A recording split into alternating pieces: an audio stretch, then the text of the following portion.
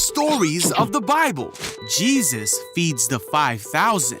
This is Jesus, Heyo! who is the Son of God and the Savior of the world. While Jesus was on earth, he taught everyone about God's love. He did many miracles and healed people of their sickness. Oh, hey, everyone! A huge crowd kept following him wherever he went because they saw his miraculous signs as he healed the sick. A crowd started to gather around Jesus. There were 5,000 men and many more women and children. Turning to Philip, he asked, Hey, Philip! "Where can we buy bread to feed all these people?" You see, Jesus was testing Philip, for he already knew what he was going to do. Philip replied, "Even if we worked for months, we wouldn't have enough money to feed them."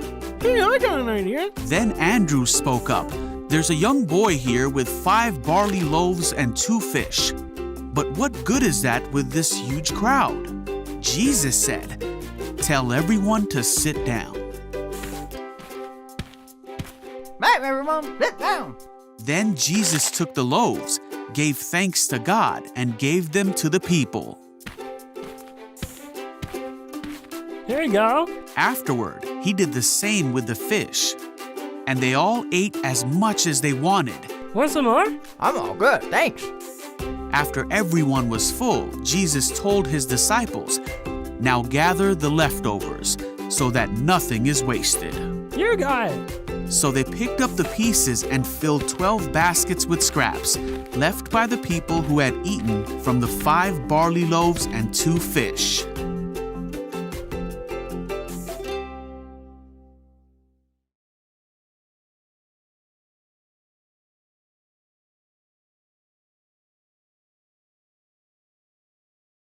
God's done lots of miracles for me, but there was one in particular that I was thinking of.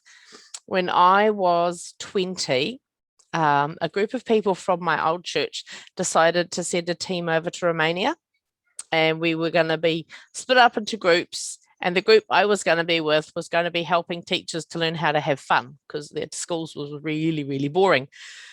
But the problem was I didn't have a job, so I didn't have an income. And everybody else was way older than me. They were all, 40 or 60.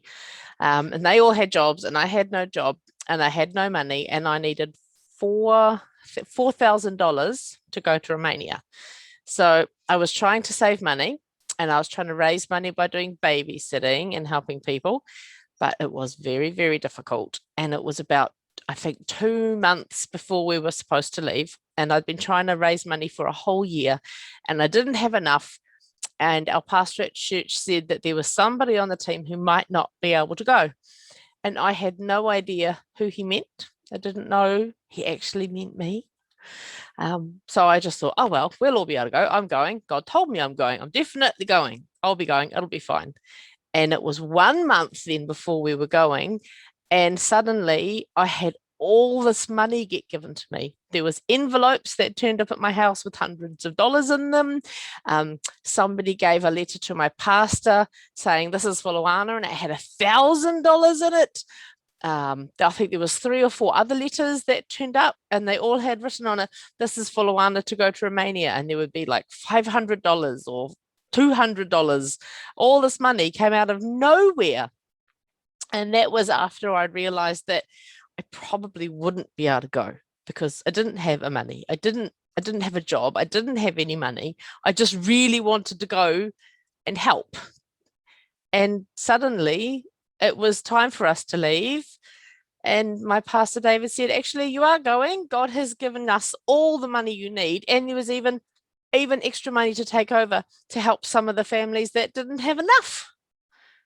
So from not being able to go, because I didn't have anything that I could use, I didn't have a job to get money, God did the whole thing all by himself, the money, everything. And I got to go. It was awesome. So he's very clever.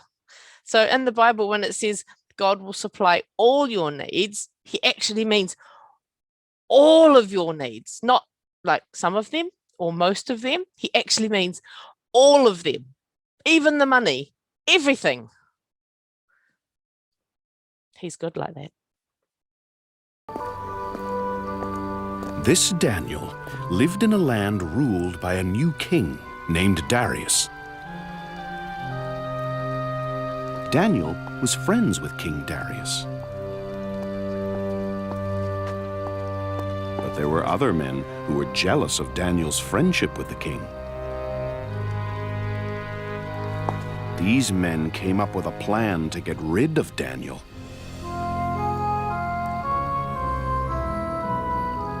We beg your majesty to issue an order that for a whole month no one shall pray to any other god except you. And if anyone does, we will throw them into the lion's pit. The king agreed to issue the order.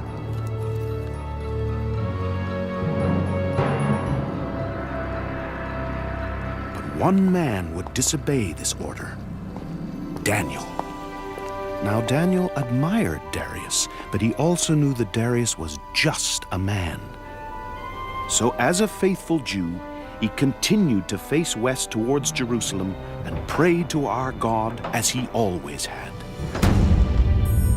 Your Jewish friend, Daniel, is defying you, your majesty.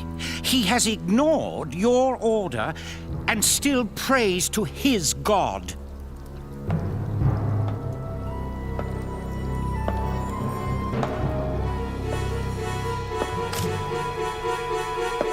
Arrest Daniel.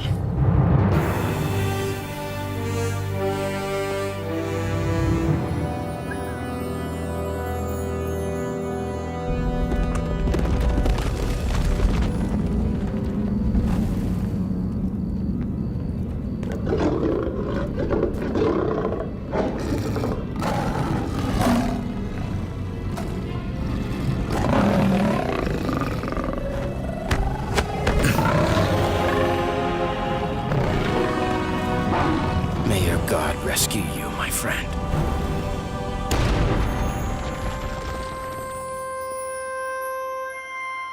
Darius stayed awake all night, worried about his friend. Darius was certain that his friend had been eaten by the lions. But when he looked inside the pit, Daniel, has your God rescued you?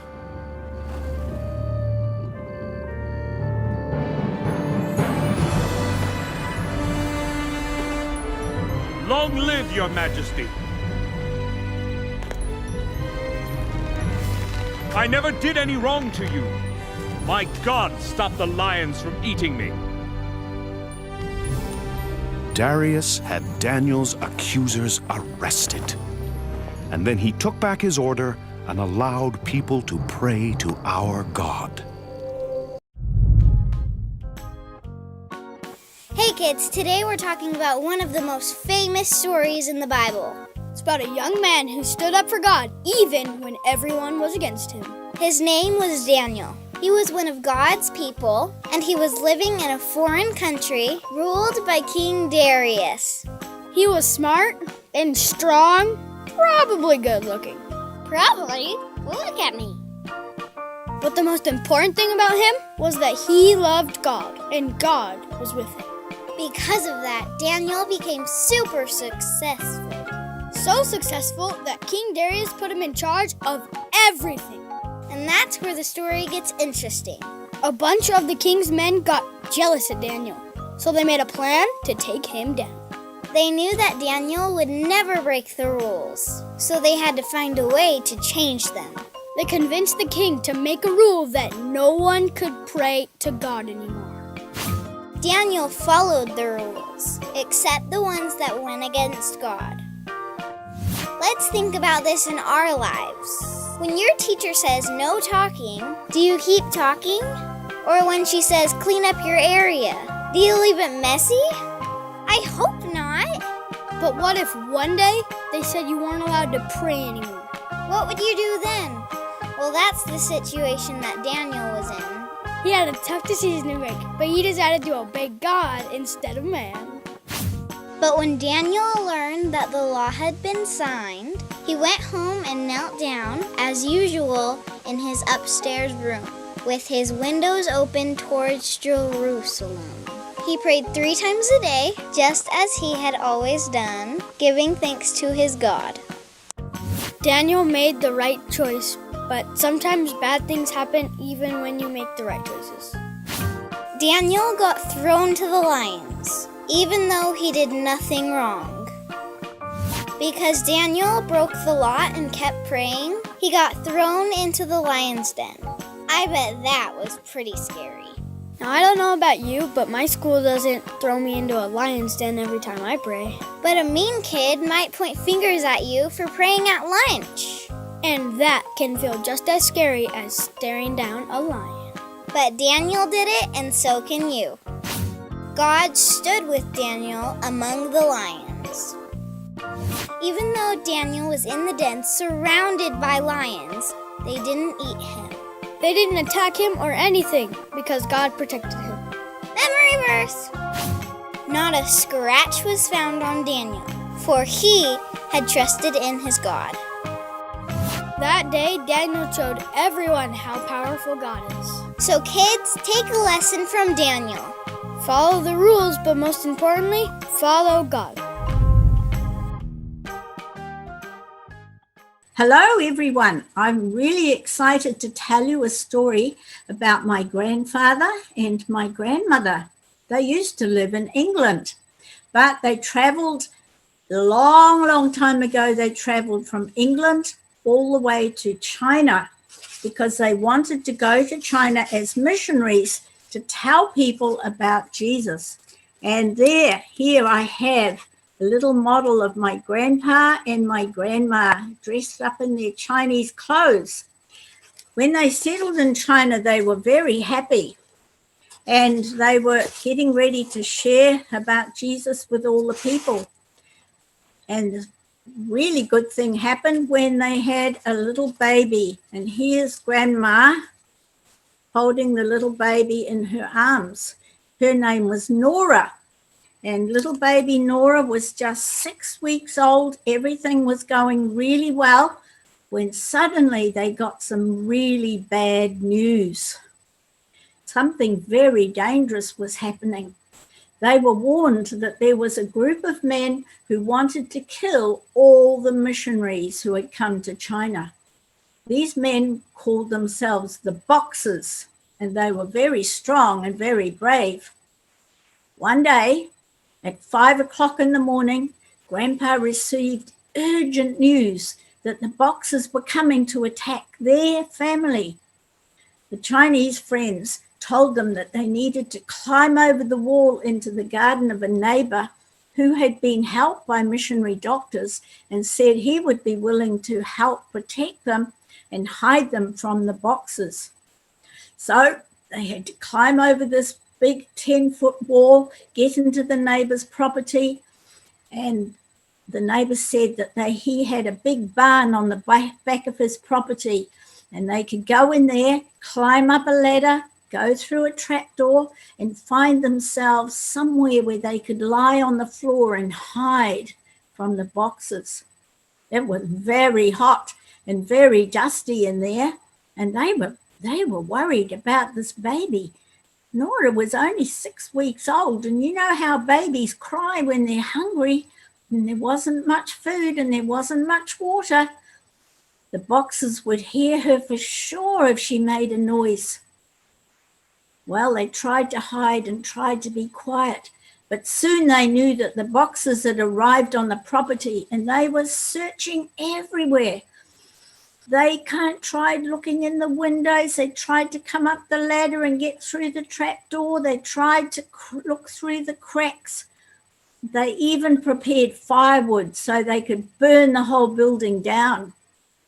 Grandpa and Grandma and baby Nora had to hide in this hot, dusty attic for 6 days, almost a whole week. And they were very worried about baby Nora crying. But you know what? In that whole time, baby Nora never cried, not even one time. And Grandpa told everyone afterwards, the God who shut the mouth of the lions for Daniel shut the mouth of our little baby so that she did not cry. Baby Nora, she grew up and she was a healthy child. She became a missionary in China as well. And my middle name is Nora in memory of her. How many times a day would you say that you eat? 2 times? 3 times? 4 times? The thing about food is you can only go so long without eating it. If you don't eat food for a long period of time, eventually you will start to get weaker and weaker until you starve. But on the flip side of that, if you eat healthy food, you will become stronger and healthier. We all need food, otherwise we starve.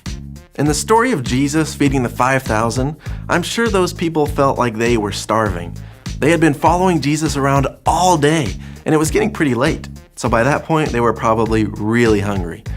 You might get super hungry if you even miss one meal. So we can only imagine how these people must have felt. And 5 loaves of bread and 2 fish split 5,000 ways doesn't seem like it would be a very fulfilling meal, but that's what Jesus had.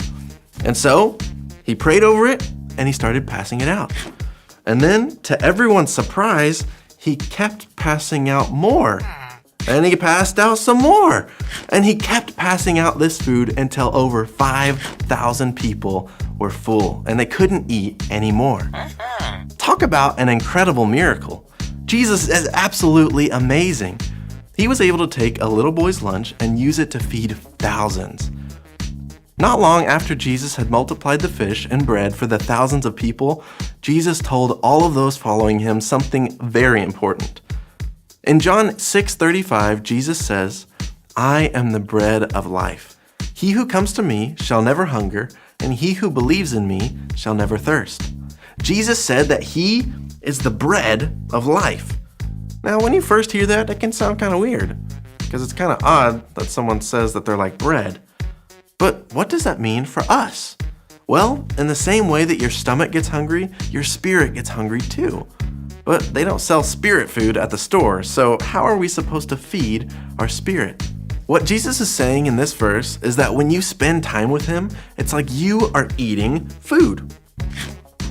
Every time you pray, it's like you are eating that spiritual food. Every time you read the Bible, it's like you're eating more of that food.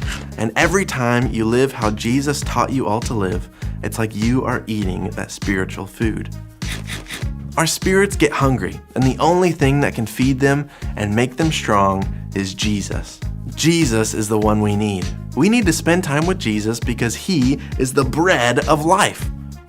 Most people eat 3 times a day because we need food to survive.